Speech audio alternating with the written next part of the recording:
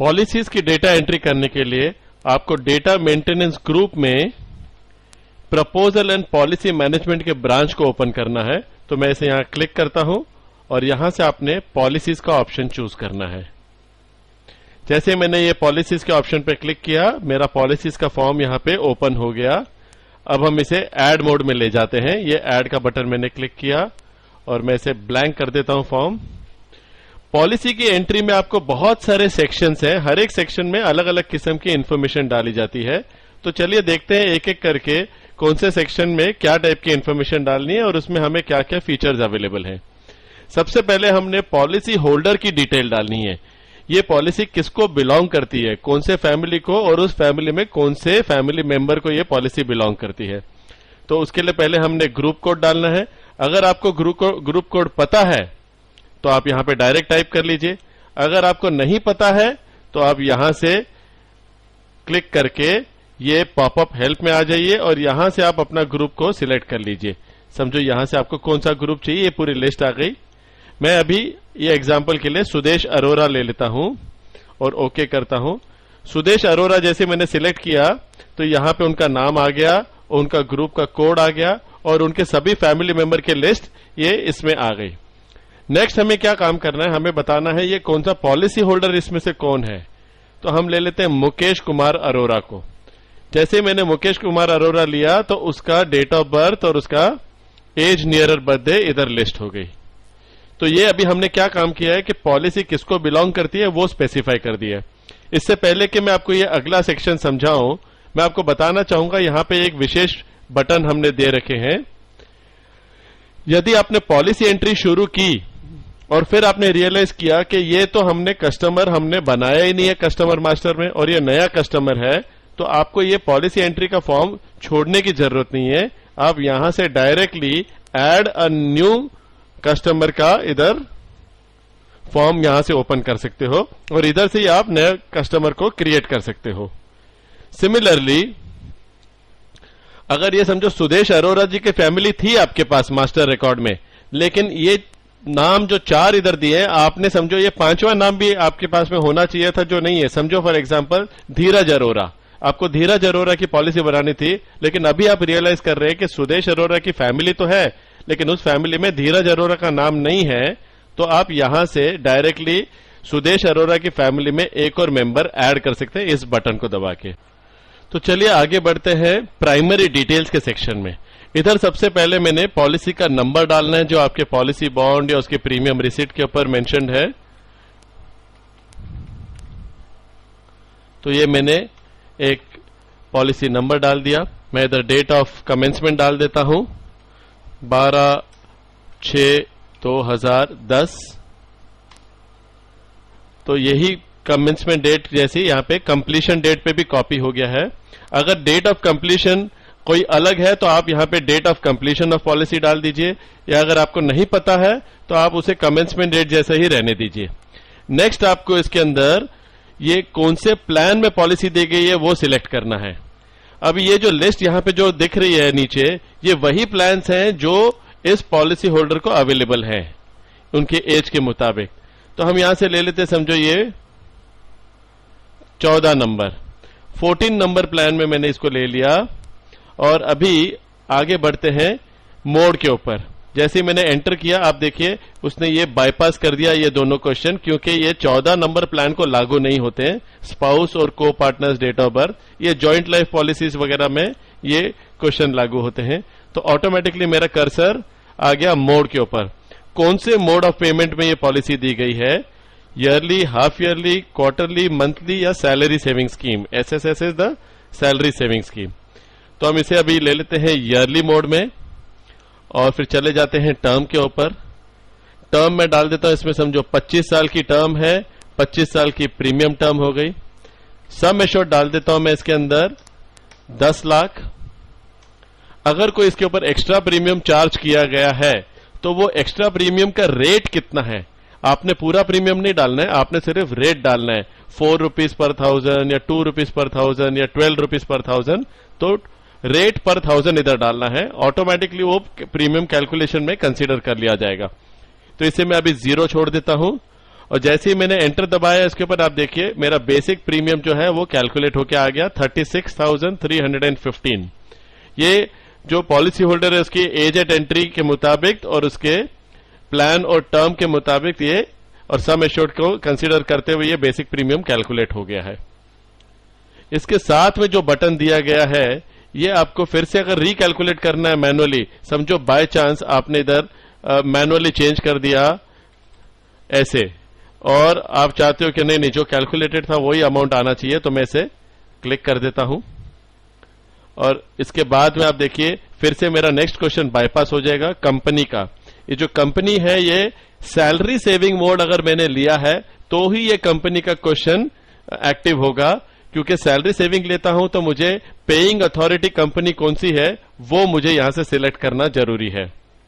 तो मैं इसे एंटर दबाता हूं। अभी इसकी एज जो है वो 17 साल की है, इसीलिए ना तो इसे हम डीएबी राइडर दे सकते हैं, कोई भी राइडर्स अवेलेबल नहीं है, तो डायरेक्टली ये टोटल इंस्टॉलमेंट प्रीमियम के ऊपर आ गया। उसके बाद में ये आ गया हमारा कर्सर अभी नॉमिनी के ऊपर, क्योंकि ये मैंने ईयरली मोड लिया है तो ये ईसीएस डेबिट डिटेल भी इसको लागू नहीं होता है, तो ये अपने नॉमिनी पे आ गया। तो यहां हम पूछ रहे हैं टाइप क्या है, आपने नॉमिनी रखा है, असाइनी, प्रपोजर या बेनिफिशियरी। तो अगर मैं इसे देता हूं नॉमिनी और यहां पे नॉमिनी का नाम डाल दिया सीमा और इधर ले लेता हूं मदर एम, एक फर्स्ट लेटर डाल दीजिए जिससे आपको इंडिकेशन मिल जाएगी रिलेशन क्या है। और अब हम पूछ रहे हैं आपको इसकी पॉलिसी का करंट स्टेटस क्या है, क्या ये पॉलिसी इन फोर्स है, रिड्यूस पेड अप है, फुल्ली पेड अप हो गई है, लैप्स हो गई है, पॉलिसी मैच्योर हो चुकी है, डेथ क्लेम में है क्या पॉलिसी, क्या ये सरेंडर हो गई है, और जो आखिरी वाला जो स्टेटस है वो है रिकॉर्ड। अब ये रिकॉर्ड का क्या मतलब है? रिकॉर्ड का मतलब है कि आपने ये पॉलिसी सिर्फ स्टोर करनी है और आप सॉफ्टवेयर को बता रहे हो कि इसमें मुझे कुछ सर्विसेज नहीं देनी है।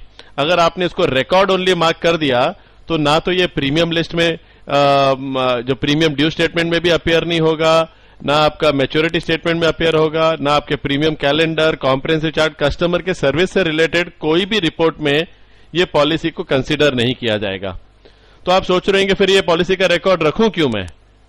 पॉलिसी का रिकॉर्ड आपको इसलिए रखना है कि आपके कमीशन की रिकंसिलिएशन नहीं तो कैसे होगी। अगर आपने ये पॉलिसी बेची है अपनी एजेंसी से लेकिन किसी कारण से आप इस पॉलिसी को सर्विस नहीं देना चाहते हैं, आपके और पॉलिसी होल्डर के बीच में समझो कोई संबंध ऐसे नहीं है, या किसी और कारण से वो कस्टमर कोई सर्विस नहीं चाह रहा है आपसे, या आप उसकी सर्विस सस्पेंड करना चाहते हैं, तो आप उसको रिकॉर्ड ओनली रखिए। अगर आपने इसे डिलीट कर दिया, पॉलिसी को मास्टर से ही निकाल दिया, तो आपके कमीशन स्टेटमेंट ये सब रिकंसाइल नहीं होगी। तो इसे मैं अभी इनफोर्स ले लेता हूं। और नेक्स्ट क्वेश्चन हमें पूछा जा रहा है प्रीमियम एडजस्टेड।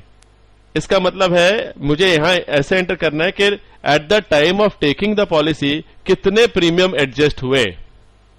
यह सवाल इंपॉर्टेंट कब होता है? जब आप समझो क्वार्टरली मोड लेते हैं, मार्च के महीने में आप पॉलिसी बेचते हो और बैकडेट कर देते हो to the month of May, तो आपके 3 क्वार्टरली प्रीमियम ऑलरेडी ड्यू हो चुके हैं, तो आप प्रपोजल फॉर्म के साथ ही 3 क्वार्टरली प्रीमियम जमा करते हैं। इन दैट केस आपको premium adjusted at the time of issuing the policy कितने थे, यहां पे मैं एक ही डाल देता हूं और फिर इधर एफयूपी डेट ऑटोमेटिकली कैलकुलेट होके आ गई 12/6/2011। और ये क्या पूछ रहा है, आपको प्रीमियम डिपॉजिट की एंट्री ऑटोमेटिकली क्रिएट कर देनी है इसकी। मैं कहता हूं यस कर दीजिए। और बाद में है आपका लोन टेकन, लोन की जो एफयूएलआई डेट है, जैसे एफयूपी डेट होती है first unpaid premium date, FULI होती है first unpaid loan interest date. अगर उसने लोन लिया है तो अगर आपने यहां लोन की एंट्री करते हो तो लोन इंटरेस्ट की डेट आप इसमें क्या डालोगे वो उसके लिए फील्ड प्रोवाइड की गई है।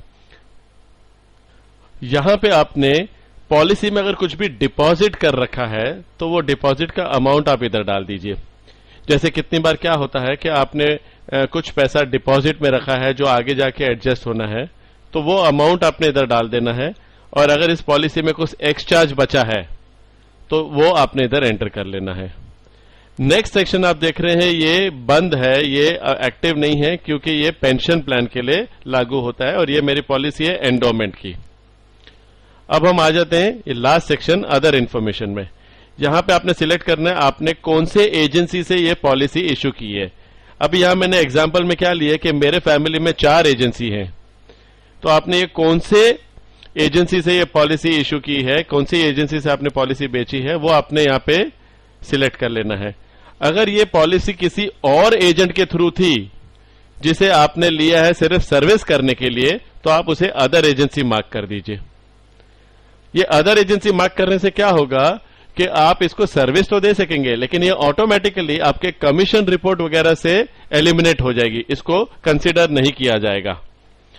अब मैं इसमें यहां से ले लेता हूं, तुषार ले लेता हूं। जैसे ही मैं एंटर करता हूं, देखिए जो तुषार की जो एजेंसी जो ब्रांच में है वो ब्रांच नंबर इधर ऑटोमेटिकली आ जाता है। नेक्स्ट हमें पूछा जा रहा है कि ये मेडिकल में लिया है कि नॉन मेडिकल में या मेडिकल स्पेशल में है। तो मैं ले लेता हूं भाई ये नॉन मेडिकल जनरल में थी policy. Whether age proof has been admitted or no. पुरानी पॉलिसीज में ऐसे हुआ करता था कि एज प्रूफ नहीं होता था तो उसके बगैर भी पॉलिसी बन जाती थी। ये फील्ड उसके लिए है। करंटली ऐसी बात नहीं है, करंटली एज प्रूफ के बगैर पॉलिसी बनती नहीं है, तो ये पुरानी पॉलिसीज के इसमें काम में आएगा। इस पॉलिसी के बारे में कुछ भी शॉर्ट रिमार्क अगर आप लिखना चाहते हैं तो वो आप इस फील्ड में एंटर कर दीजिए।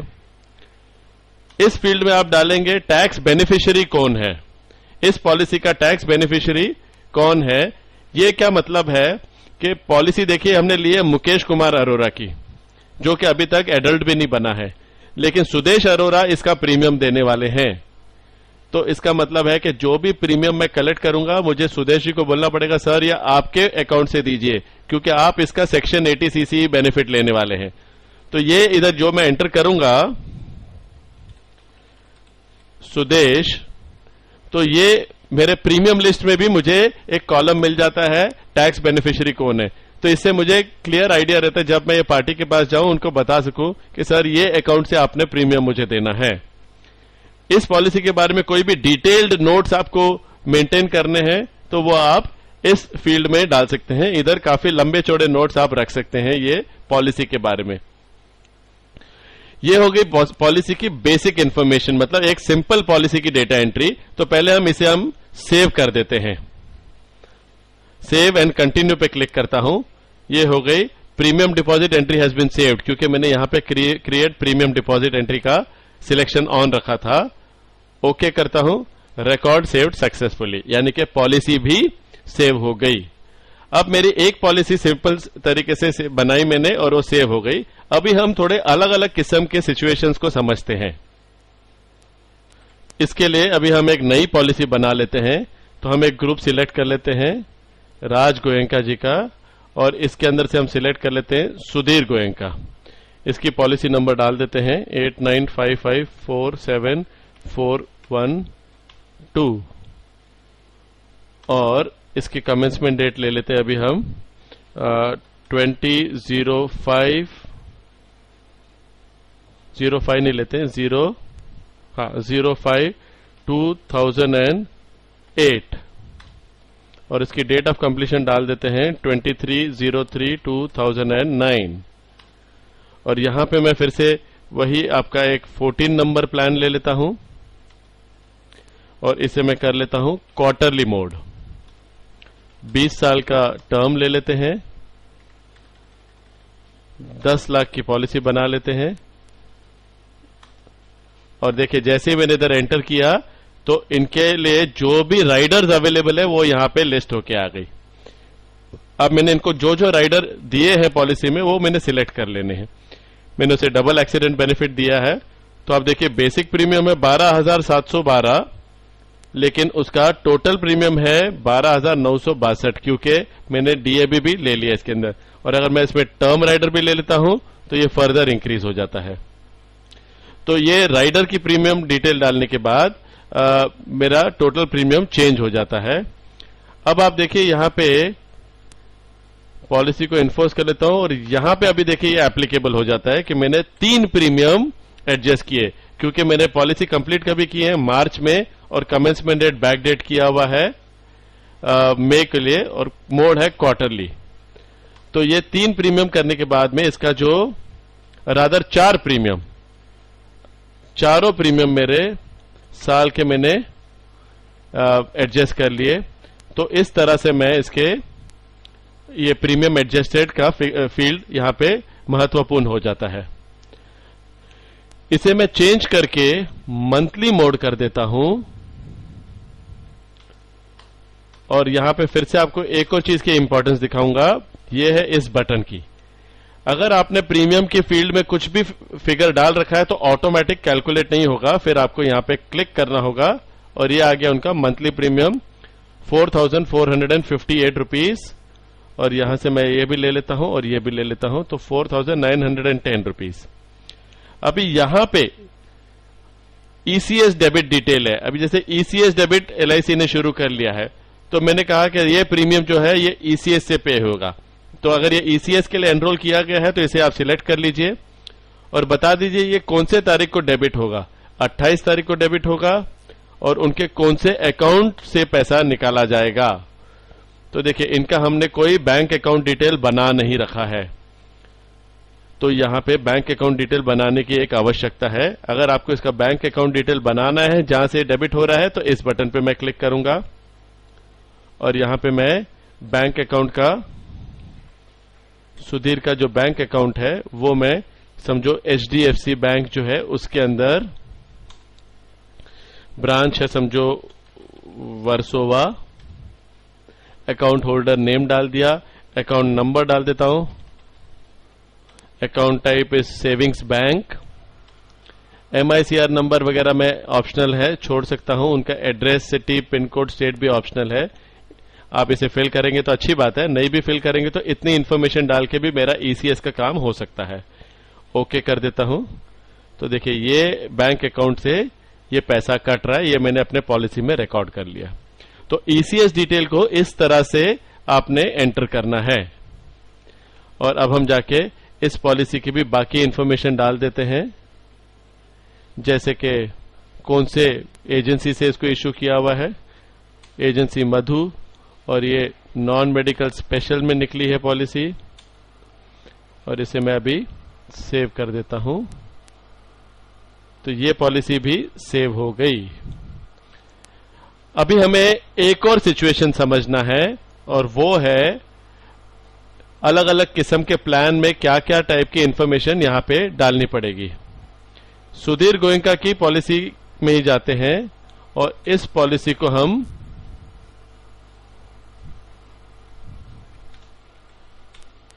कंसीडर कर लेते हैं एक पेंशन प्लान के लिए। समझो मैंने इनको जीवन निधि प्लान दे रखा है, तो मैं यहां से जीवन निधि प्लान लूंगा।